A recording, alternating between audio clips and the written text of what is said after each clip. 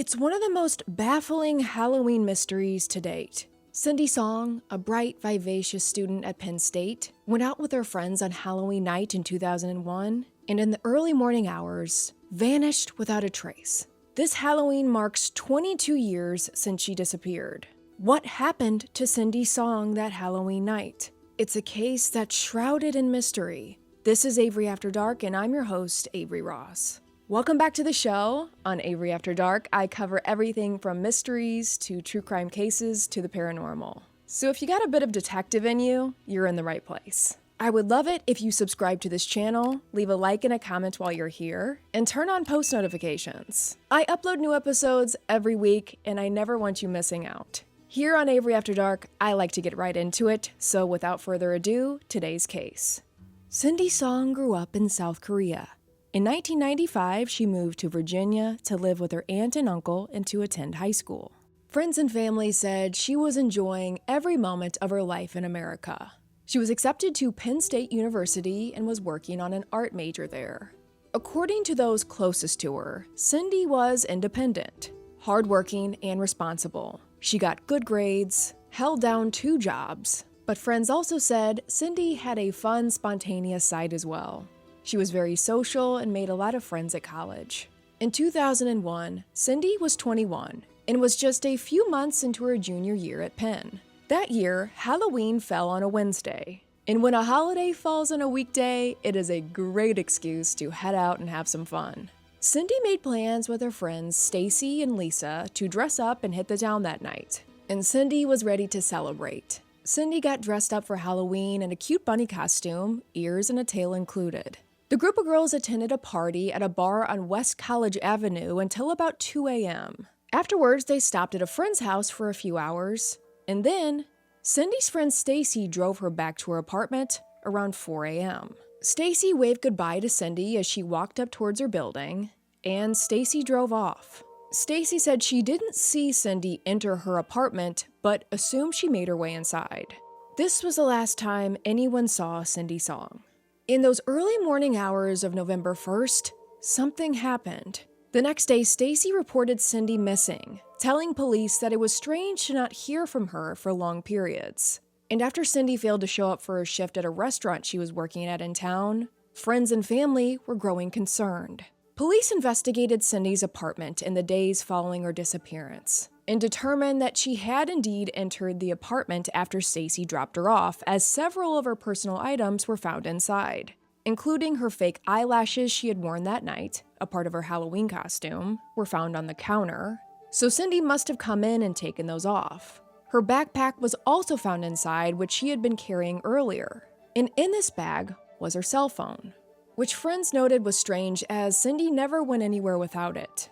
Analysis of her phone found that she had not made or received any calls after she was dropped off by Stacy. Her apartment showed no signs of a struggle, and investigators found that her bunny costume was nowhere to be found.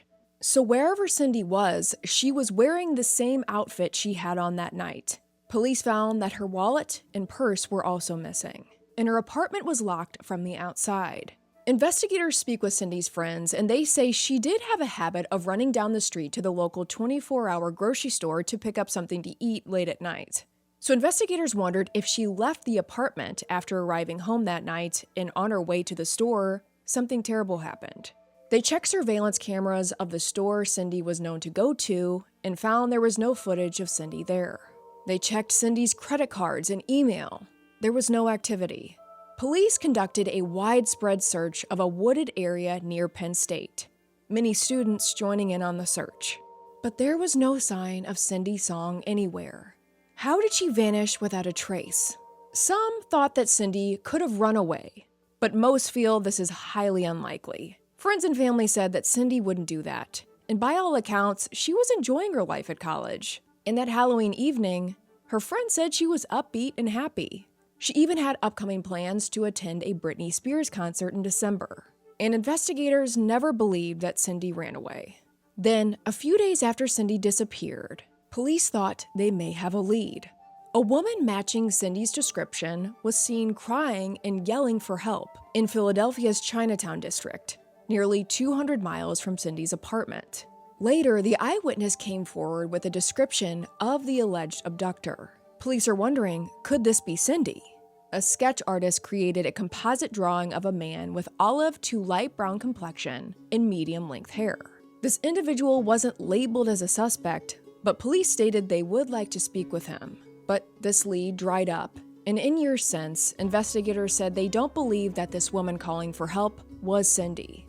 Over the next few months, there were several mysterious reported sightings, but these leads led nowhere as well.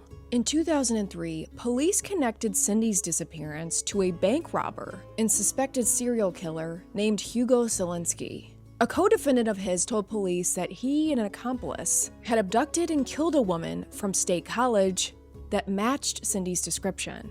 Police investigated this, but found this to be an unreliable lead, with no direct evidence tying Selinski to Cindy's disappearance. So, back to square one.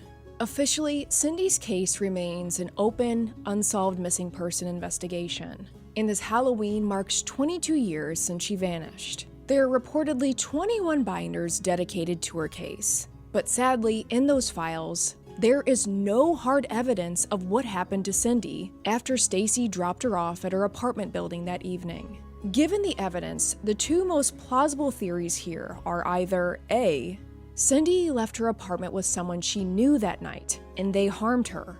Or B, she left willingly to go to that 24-hour supermarket and was abducted there or on the way there. Cindy's parents have been dedicated to finding their daughter, saying that their family has been heartbroken over the loss of Cindy. Anyone with any information on Cindy's disappearance is urged to call 814-237-1172. Cindy, like many college students, kept a personal website where she posted pictures of her life and her poetry. Cindy really took advantage of this new age of computers. Investigators found that Cindy composed a poem 6 days before she disappeared, entitled Under Construction. The poem reads, "Sad but happy, crying but laughing, ugly but pretty, hungry but full, hurt but fine, weak but strong. I pretend, and this is me." 10/25/2001. I pray and hope for justice for Cindy and her family. These unsolved disappearances always hit super hard, don't they? If there are any unsolved cases, disappearances that have really stuck with you, and you'd like to see covered on the podcast, please let me know in the comments. I really want to cover these as much as I can, because the more these stories get talked about, covered, kept in the spotlight, the more likely it is that they will be solved. I would be so grateful if you subscribe to this channel, leave a like and a comment, and turn on post notifications so you never miss out on a video. Until next episode, I'm Avery Ross, and this is Avery After Dark.